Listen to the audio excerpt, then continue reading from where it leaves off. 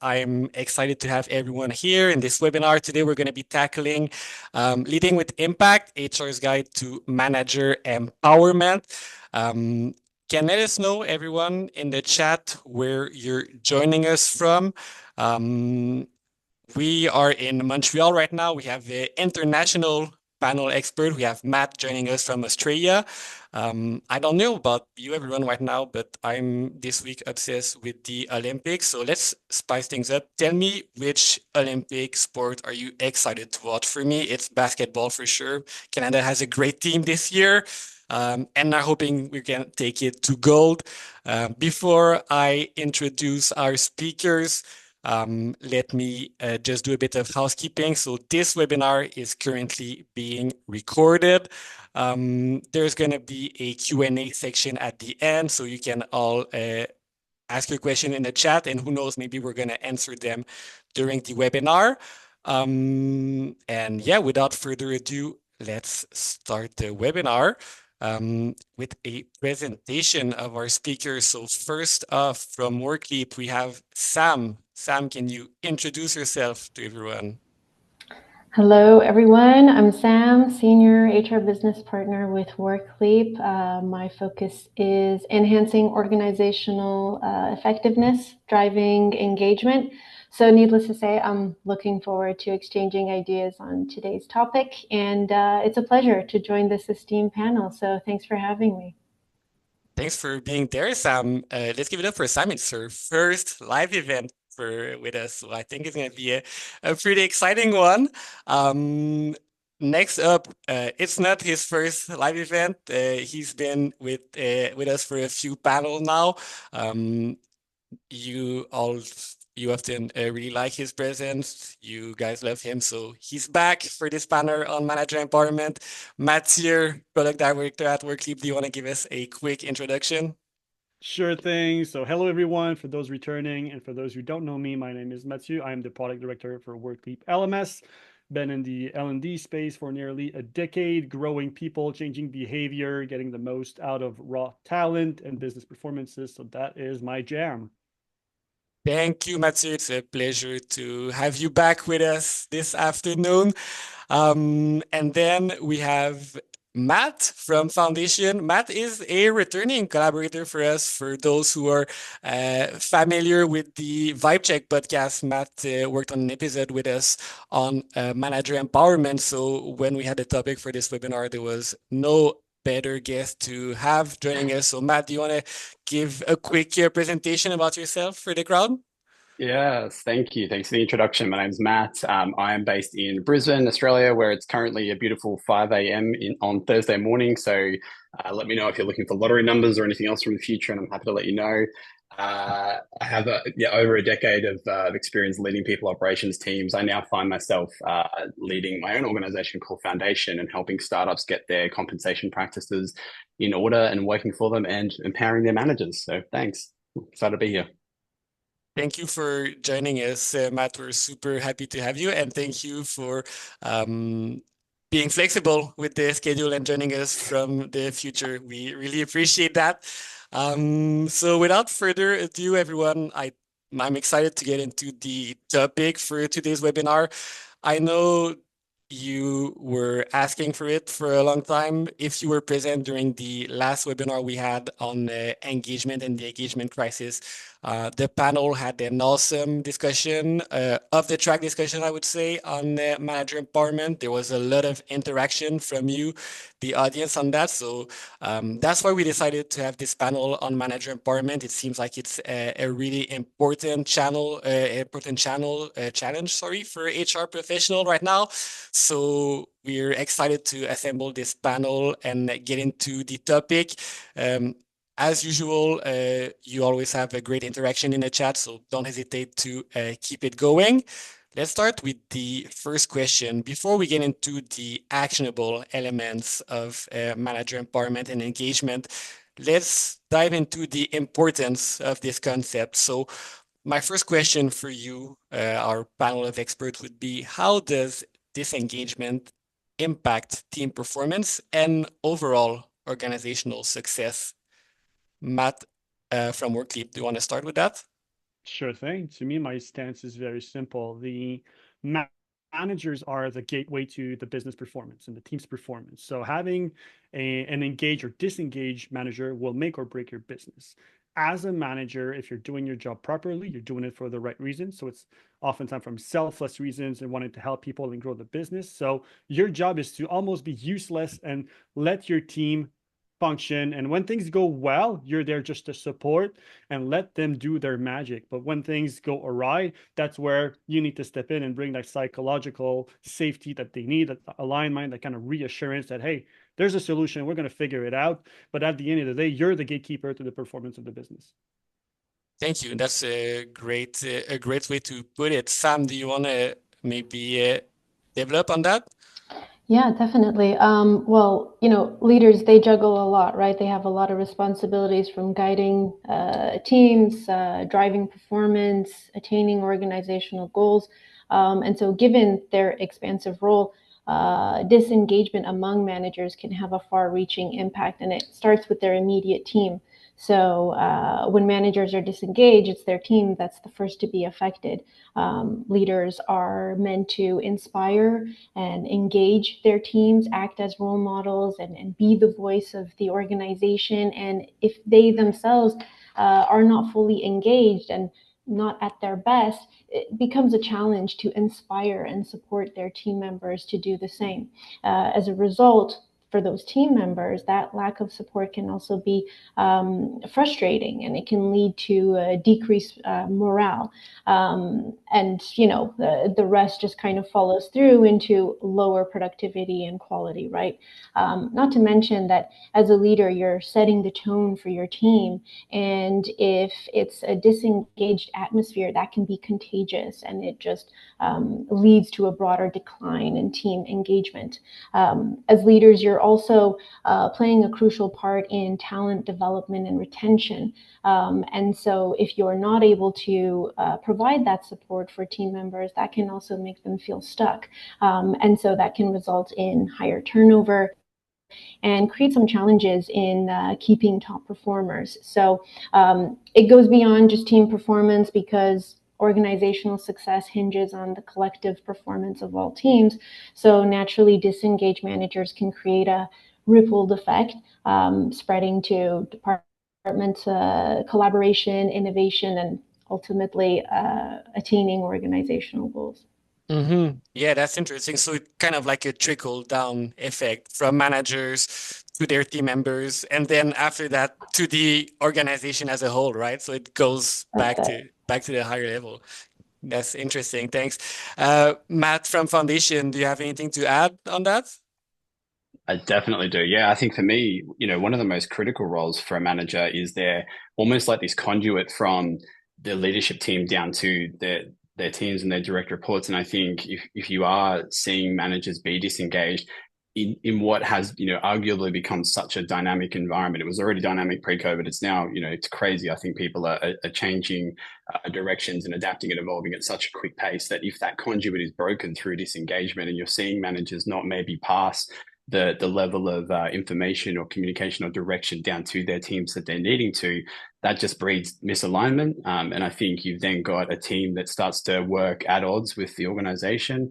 The teams themselves can start to feel that and feel like their work is maybe not in alignment with the organization as well, because they're not getting that sense of feedback from their leadership or the vision or the direction that they're supposed to be pursuing, which in turn, I think it just creates a sense of dissonance there as well. So for me, that sense of disengagement really pulls managers away from what can be a role of sort of aggregating information and data across the business and choosing what parts of that to feed back to their team to make sure that they're working in alignment with the organization's goals. Yeah, exactly. And like that disengagement and that like misalignment you're speaking of, like the example is for, let's say, like one team, but imagine if that's like a lot, like many managers or like many different teams in an organization. It just like duplicates the misalignment. It sounds like a horror story waiting to happen. Yeah. Perfect. Okay, so maybe like a follow-up question on that for you, Matt. So like, what would be the role of managers in the success of engagement initiatives? So we know that like HR is usually like where those initiatives start from, but what would be a manager's responsibility in like ensuring those initiatives no success? Yeah, I think one of the themes we'll probably hear of this panel is just how critical the role of a manager is. I think it's probably why we're all here, obviously. For me, when it comes to engagement, a lot of the things that when I was in, a people leadership role or a people ops leadership role, the things you come to count on your leaders for are being a sense of input around how your people are feeling and engagement and how things are going, but also to be that advocate for, okay, we've heard you, here's what we've heard, here's what we're going to do to try and achieve, and how we're going to co-create a solution that is going to help us address some of the things that are affecting engagement. And so for me, that's a really critical role that they have to play. It can't all be the HR team. I think we're past the era of HR coming up with a solution and forcing it upon the organization. And so they play a really, really critical role in helping make sure that any of those engagement initiatives are first and foremost aligned with the actual engagement of the team, but then is actually getting traction and being implemented. And I think there's been so much. I love reports. There's been so many great reports that have come out in the last few months. But the Gallup State of Global Workplace report, I'm not sure if people have had a chance to read it. One of the really interesting stats there is that managers account for 70% of the variance in their team's employee engagement, which is huge. Like they play such a critical role. And so if you're seeing that that manager role be affected by disengagement themselves, they're not going to be, taking that discretionary effort. They're not going to be playing such a critical role in the broader organization there as well. So I think it can't be understated just how important that position is to the organization. Yeah, 100%. And you say like if the managers are engaged, like the variance is critical and it's major. I think also from the same workplace State of Global Workplace report, it says that only 3 out of 10 managers are currently engaged right now globally. So I think right now it's not a if, it's a fact. Mostly like managers are indeed struggling with engagement, and it's a report that I dove into a lot when I was prepping for this conversation, and it's really alarming to see what's the state of manager engagement.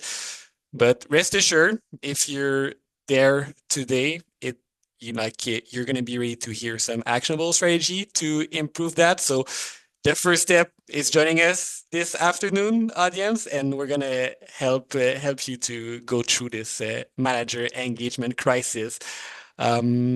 Speaking of crisis, we went through a big reshuffle of the nature of work a few years ago when the COVID pandemic hit.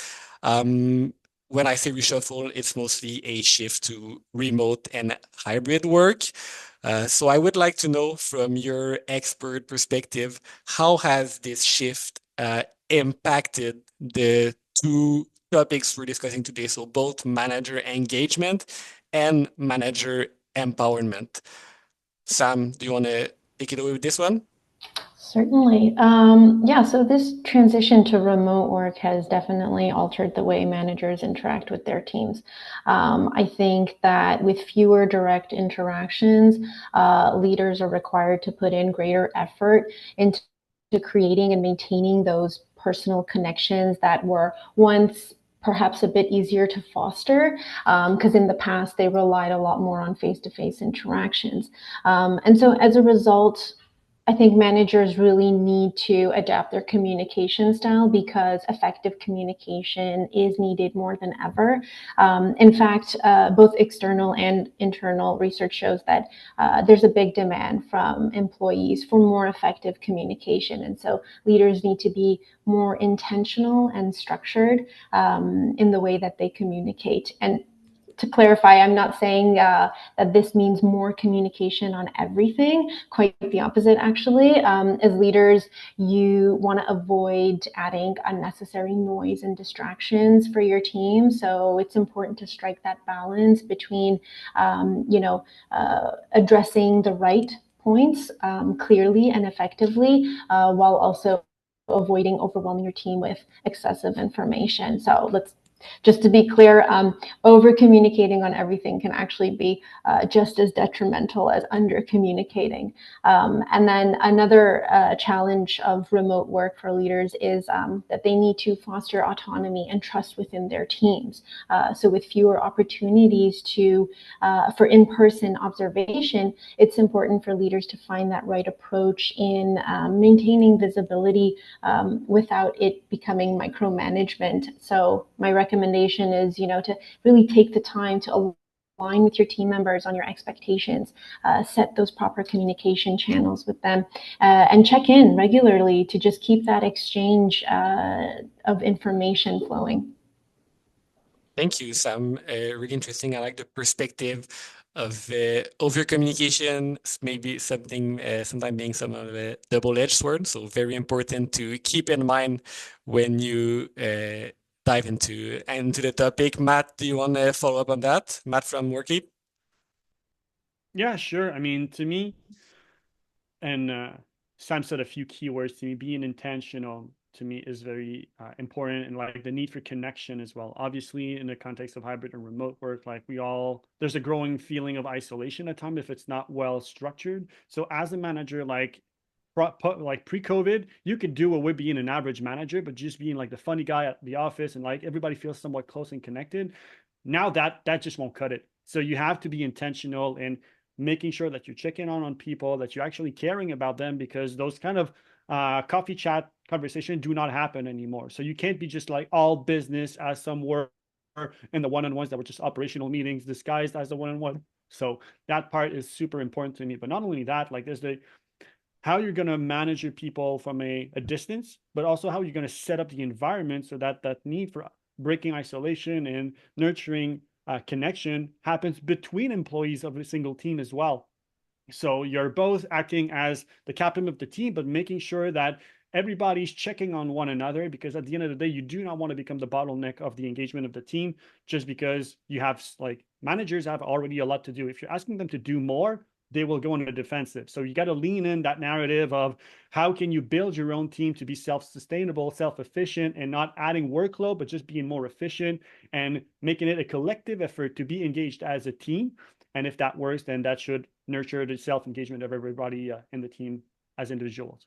Yeah, for sure. That's very good. I think being intentional is the key here. Intentional and caring. Do you have like any like day-to-day example, let's say, of like how you can, as a manager, like open those communication channels with your team members?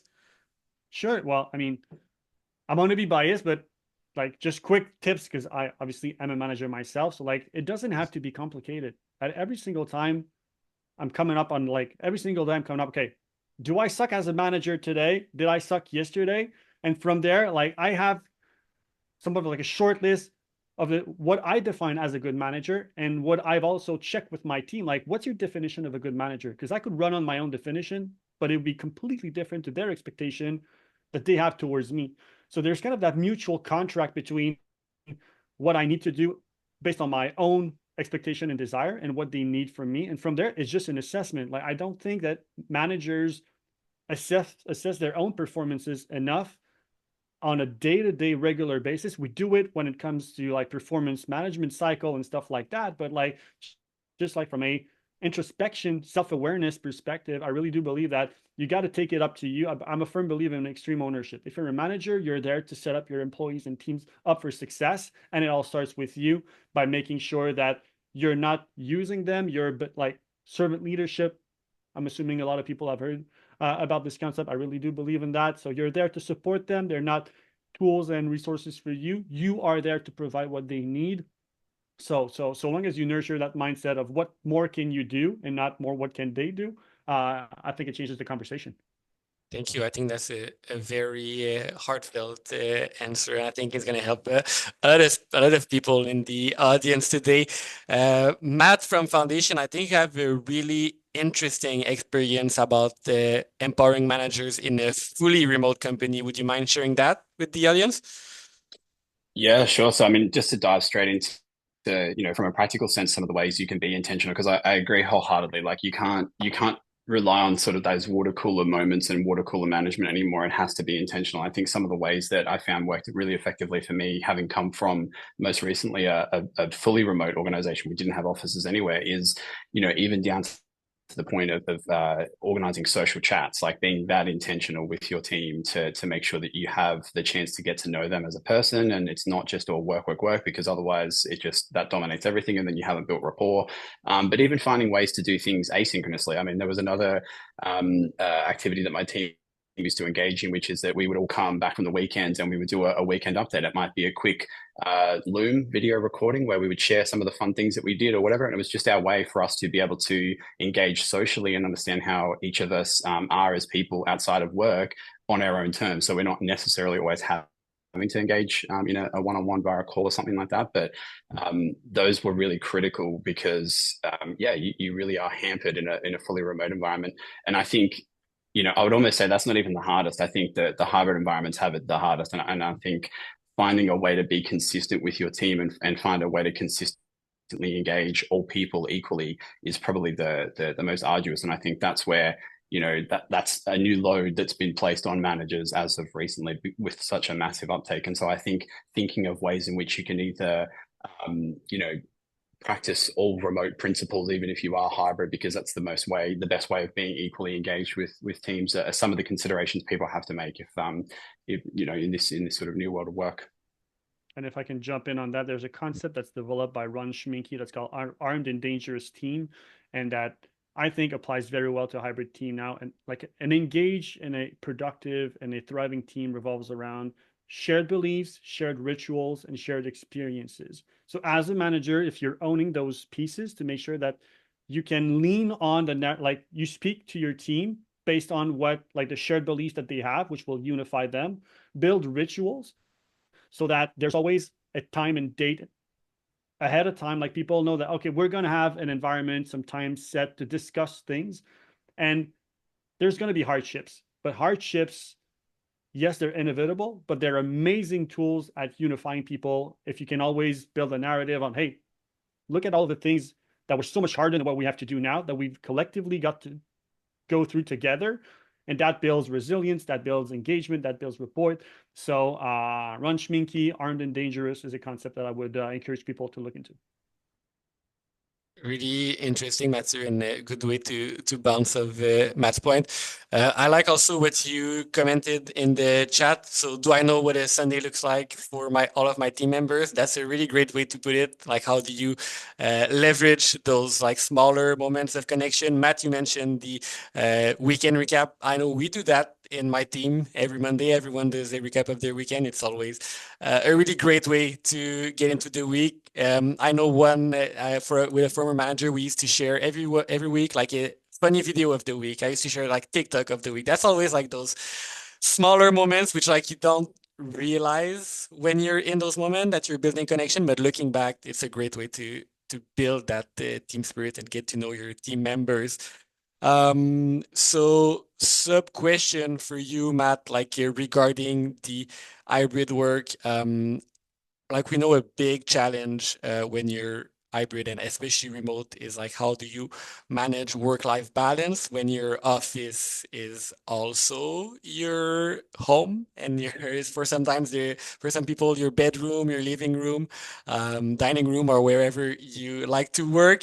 So what role does work-life balance play in the manager engagement, and how can HR experts support this?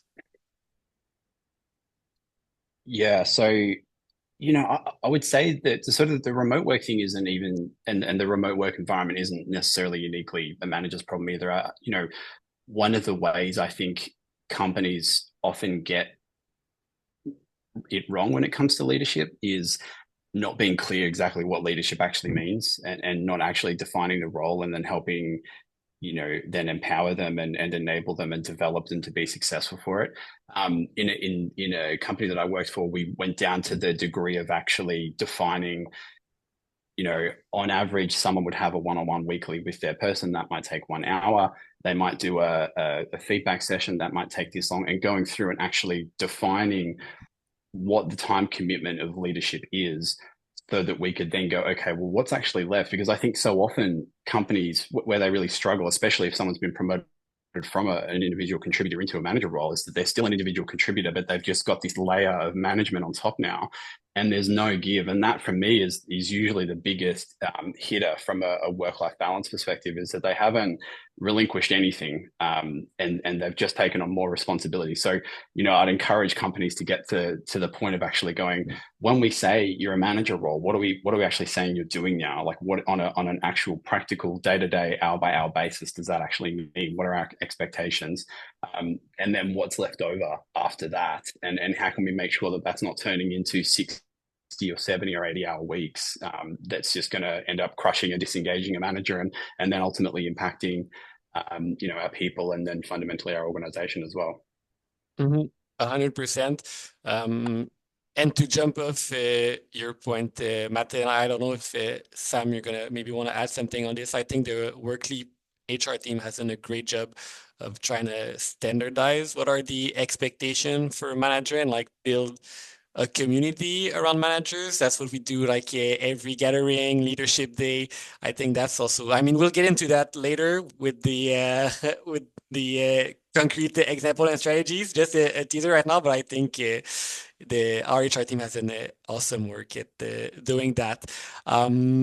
Speaking of the actionable and the more strategic portion on the conversation, let's get into it. I know that's usually a segment that resonates the best with you. We love to share those actionable tips with you. So first question, when we go into how to empower your manager and engage your manager, how can technology and digital tools be leveraged to support and empower managers? Sam, you want to start? Yeah, so when leveraged the right way, tech and tools can significantly empower managers, and organizations can take advantage of those tools by taking proactive steps to address and mitigate any kind of disengagement. So I would say starting with creating opportunities for ongoing learning. Now, LMS tools are fantastic for exactly that, helping building training programs and courses that will help support leaders with their skill improvement and leadership training, because stagnation is actually a really big contributor to disengagement. So I'd say it's essential for organizations to invest in leadership trainings by providing those ongoing development opportunities. And so it not only enhances their skills, but also reinforces their commitment to their roles. In combination with that, mentorship programs are key as well. Now, you can get inspiration and growth from anywhere, and it's great to be able to connect leaders with industry experts, their own leaders, but especially peer manager groups. So at Worklife, we have peer coaching programs, and it encourages leaders to share their challenges and seek support.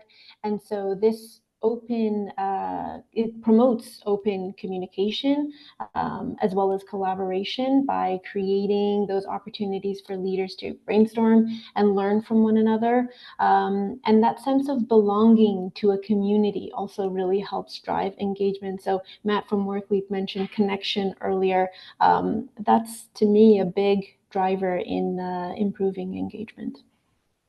100%. And I know, Matt from Worklife, you know a thing or two also about learning programs and learning systems.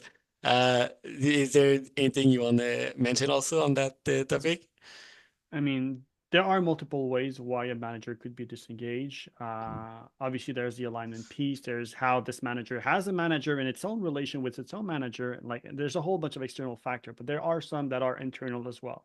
I think a big part, I believe that's an assumption, but of why managers would be disengaged is this, like, and I really like, Matt, how you framed it. Like, leadership is slapped on top of operation, and it just like it creates that sense of overwhelming for people. But to me, overwhelming is just like it's not a result. It's like the collateral of a lack of clarity. And that clarity comes by either lack of information, lack of skills, lack of plenty of things. But learning on the back end can solve a lot of that overwhelm, because you're either learning from someone or for an asset or something. But if you're continuously growing as a manager, if you're getting good at understanding what is the real problem that's holding me back as a manager, like expertise, like there's never been that much content publicly made available if needed. So you don't even need an LMS. You only need to know what's the target you need to address. From there, YouTube, Vimeo's good if you can afford an LMS or a leadership program, but like solutions are out there. As a manager, the first step to being more engaged and becoming a better manager is figuring out what's actually holding me back, and not just feeling like paralyzed or overwhelmed by all of what's happening, by what's requested from me from up top, but also from below. Mm-hmm. So I guess a tip for the audience, or like a good starting point, would be to have clear expectation of what the manager role is like, and then as an HR professional, when all of your managers have clear expectation, then we would assume they're more likely to be engaged because they know where they are going. And the tech piece comes into play, because that's how the manager can always go back and revisit, Yeah, like what's expected of me. Having that something standardized, clarified, easy to access is a big piece. yeah. So it would be one way to reach those expectations when they are clarified, right? A means to get there. Matt from Foundation, do you have any insights on how technology can be leveraged to support managers? Yeah, I feel like I have a really simple one, but we're in an environment where I think a lot of companies are expecting their organization to be able to do more. We're in this kind of era of heightened sort of sense of productivity expectations, and I think nothing helps an organization determine that better than their performance management practices. They're already so hard to get right as it is, and so I think we're in an environment where there's 1,000, platforms. They're all very accessible, and I think there's really not an excuse for companies not to try to find a way to make that a more efficient process that de-emphasizes the administrative aspects of managing a performance process, and capturing it and understanding if we're aligned, and if the kinds of behaviors we're looking for are being exhibited, but can take a lot of that and automate it, and make sure that the focus is actually being on the conversation and how we're ensuring feedback is being delivered, and creating space during one-on-ones for good performance practices to exist, rather than force it to be a sort of more of an administrative process. I've seen systems that enable people to have check-ins, so that, before you actually start the conversation, you've got a kind of laundry list of, here's my sort of well-being overview for the week, and things like that just can stoke a conversation, rather than you have to sit there and go, okay, I've got my kind of, paper document, I'm going to walk down the list. And I think in today's environment, that still happens way more than it should. So I'd absolutely say, like, good, solid performance management system is just so underrated in making sure that you're making that process easier and focus on what it should be, but it's also helping promote the productivity that your organization is ultimately trying to aspire towards as well. 100%. Can I add a little thing as well? Of course, yeah. Anonymity is a big thing as well. As a manager, you're expected to kind of always seem in control and stuff like that. And I feel not enough managers allow themselves to be vulnerable with their own managers in fear of reprisal or something. So technology, or like there's a plethora of tools that are allowing those kind of, hey, I don't feel comfortable saying it out loud, but it's still something I would need help or insight on from someone who's more senior or whatnot. So making sure that the tools are there for anyone. Obviously, best case, you don't have any issues and people feel like it's a safe place and a safe environment and they can speak up. Like, that's the best. But if that's an issue, if you feel people are holding back from difficult conversations or for asking for help, well, that's, to me, one of the best and easy way to leverage technology to make sure that managers are actually expressing their doubts, their concerns, so that at a higher level, the exec know what's actually going, and if there's a need for alignment, need for resources, better tools, better coaching. So anonymity, you gotta break that. Yeah, it's you gotta work it out.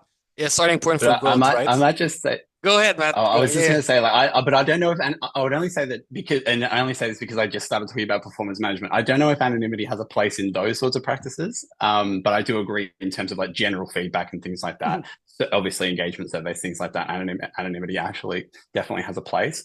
But yeah, I So, know there's a lot of like, but 360-degree reviews. Would I do anonymity? I'm not personally not an I'm advocate not of it. talking about from a feedback Yeah, perspective. I'm talking about requesting for help. yeah, If I'm yeah, a perfect. manager and I feel like I'm not delivering on the expectations, but hey, I'm kind of either ashamed or whatnot to ask for help to my senior. So like to me, Mm, anything that helps people reach out. If anonymity is the way, anonymity is going to be the way. But I'd much rather yeah. have better insights on, hey, what's keeping my managers up at night, even though I don't know necessarily who, than not knowing it all. From a feedback perspective, a feedback is, I mean, I'm saying this to you, a feedback is to change behavior. So there's got to be the information needed to actually make sure that what I'm receiving, am I like recognizing this as credible from the person who's saying, so like you need more insight. But from a context of helping, like just providing more tools for managers to get better, I think that could be one of the solutions. Yeah, I think it's like what I gather from this exchange is it's about diversifying the sources you can listen from and gather insights from as an HR professional. So if you give your managers or your employees like as many channels they can to communicate how they want to, because everyone has different communication style, that's where you're going to get the most accurate information and insights about like what's really going on at your organization, correct? Misalignment will be exposed the more people talk. Yeah, 100%. And we've been mentioning like since the start of this webinar, like the importance of HR to empower their managers. But I think a point you're making, Mathieu, is also like as a manager, you're also sometimes responsible for your own empowerment. Like by voicing those concerns, those challenges, those worries you have, that's how you can open the door to sometimes improving in your manager roles, and then at the end of the day to be more engaged and then benefit your whole team, right?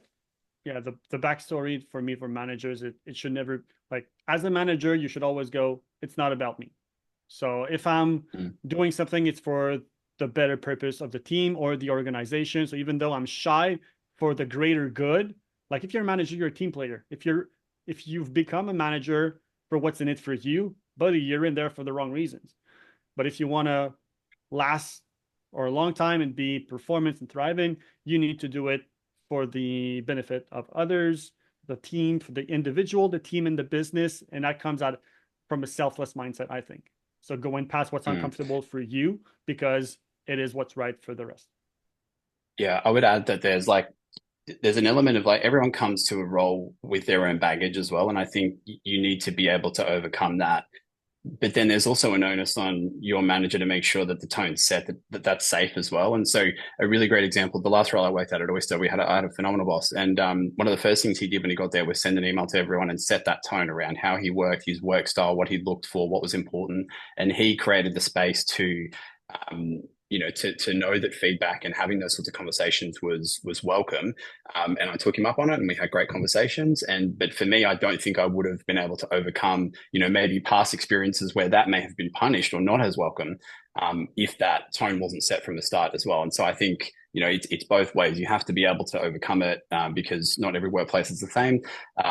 But also making sure that it's welcome and invited is really critical as as the role of a leader as well.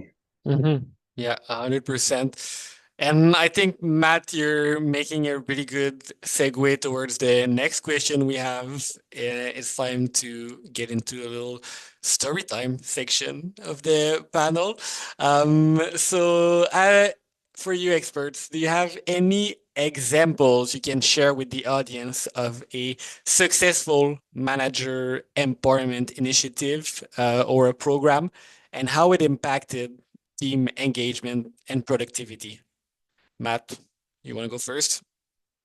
There we go. Yeah. So probably one of the more prominent examples that I can think of, I used to work for a food manufacturer, so FMCG company here in Australia. We had a problem where basically we were finding that our internal capability when it came to hiring junior leadership roles just didn't exist within the organization. And so what we would do is we would rely on the external market. We would hire people in.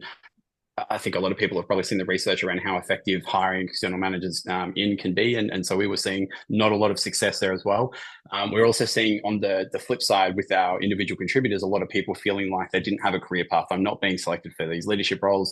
I'm feeling like I'm capping out in my career. And so one of the things that we did to set about fixing that was create an early leadership program. So we sat down and thought, okay, why are we not hiring them? Why are we not hiring our own people? What are the behaviors? What are the capabilities? The things that we're looking for that they're missing, and how can we start to create a program around that we can give people those skills before these roles emerge, such that we're looking at them and going, cool, you've done the training, or you've done this, that, and the other. You're a fit for the role. And so, long story short, we ran it over a 12-month period, and it was hugely successful. Took a lot of time, a lot of energy, a lot of effort, but the feedback was phenomenal. We then had sort of that flow through from of talent. People then felt they had a career path. We saw that reflected hugely in our engagement scores. Turnover naturally went down because people were staying because they had a career path. And we also weren't hiring managers that weren't then going to be unsuccessful as well. And so for me, that was one of absolutely the kind of cornerstone hallmark memories in my tenure of something like that just was really successful. We read the tea leaves, we saw what was happening, and we reacted, and we worked with them to implement a solution, and it worked. So yeah.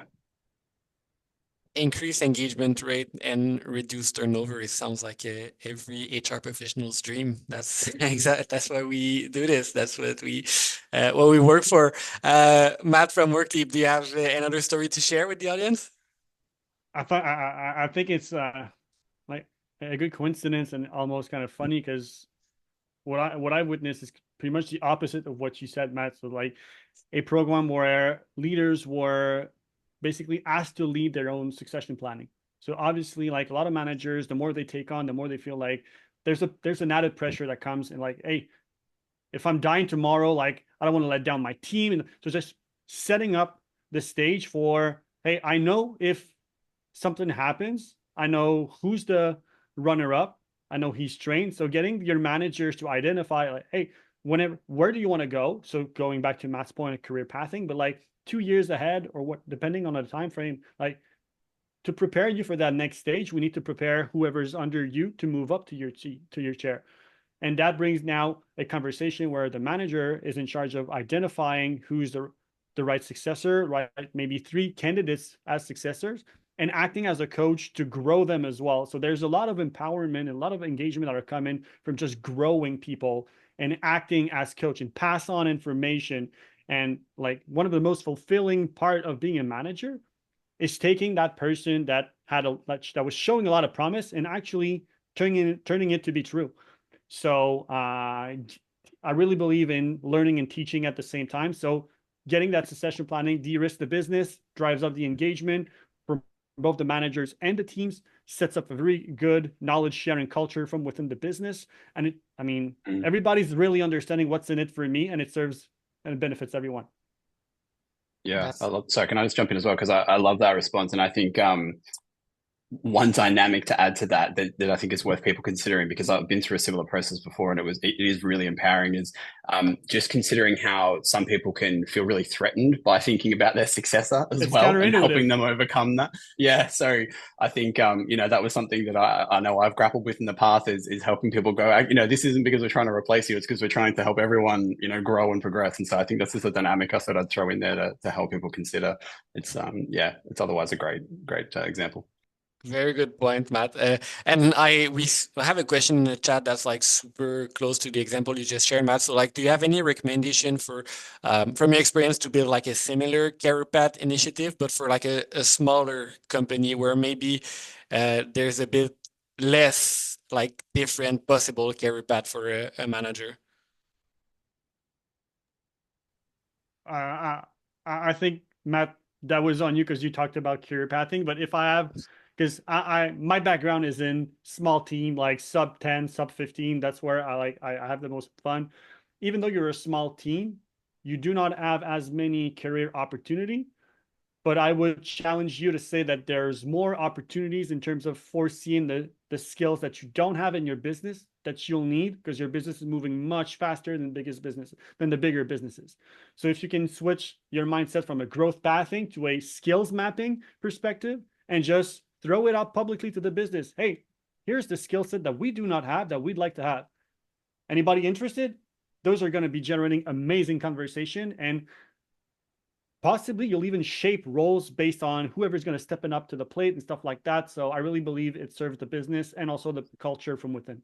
Yeah, so it's kind of like a mind shift from like how can you grow like this manager's career to like how you can grow your organization as a whole.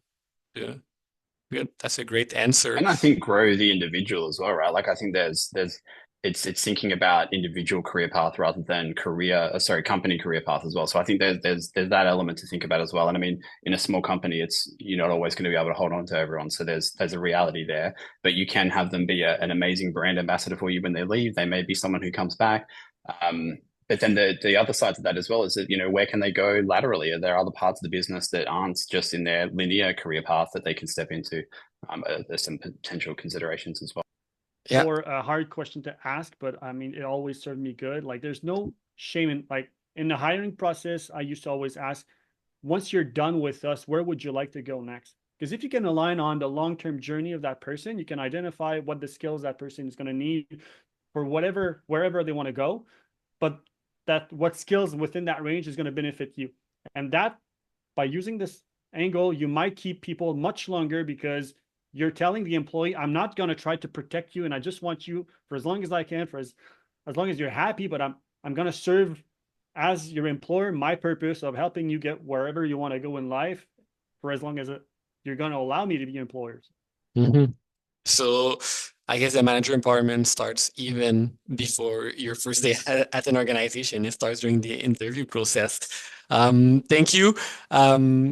Sam, do you have any example of manager empowerment initiative that were a success that you'd like to share with us? Yeah, definitely. And just to quickly go back on the exchange around succession planning, I would say another benefit of that is, we talked about how once someone has progressed into a leadership role, their list of responsibilities has just amplified. And so in helping and identifying someone who you can delegate and expose them to more senior tasks so you can remove those from your own plate is a really good way to kind of make more space for some of those more leadership tasks once you are in those roles. But going back to your question regarding successful initiatives, I would say one particular one that resonates with today's discussion is our latest development initiative. It's in a nutshell a leadership training program that we just launched. It's virtual. It uses our own LMS. It's got interactive virtual workshops. It's got a mix of different formats, all to maximize the impact and flexibility for leaders, because we know how limited everyone's time is. It's also personalized, so managers can customize their leadership learning experience by selecting topics that address their specific needs. And it's also self-serve, so you can go at your own pace according to your own schedule. So overall, it's a flexible approach to enabling leaders to continuously enhance those leadership skills, so avoid that stagnation. And built into the program, leaders also have the ability to practice what they're learning and experiment and bring that into their day-to-day, and track their development and progress and with their own leaders, and have those conversations with their own leaders about how things are progressing. And then I know I talked about peer learning earlier, but that's also an element that I think is really important and also part of the program, because It allows leaders to connect regularly, talk about what they're learning, exchange, talk about management strategies, especially on more challenging topics. And so that community helps foster a supportive environment where leaders can learn from one another and avoid a little bit of that isolation that can come with remote work. So it's new, but we've got great positive feedback so far. Leaders have expressed appreciation because it is an investment in their own development and can really empower them with the right skills to lead confidently. I'll end by saying that, managers are so busy supporting everyone else. So these programs are essential in helping them prioritize their own growth. And in addition to that, it also helps them set an example for their own team members to help motivate them as well.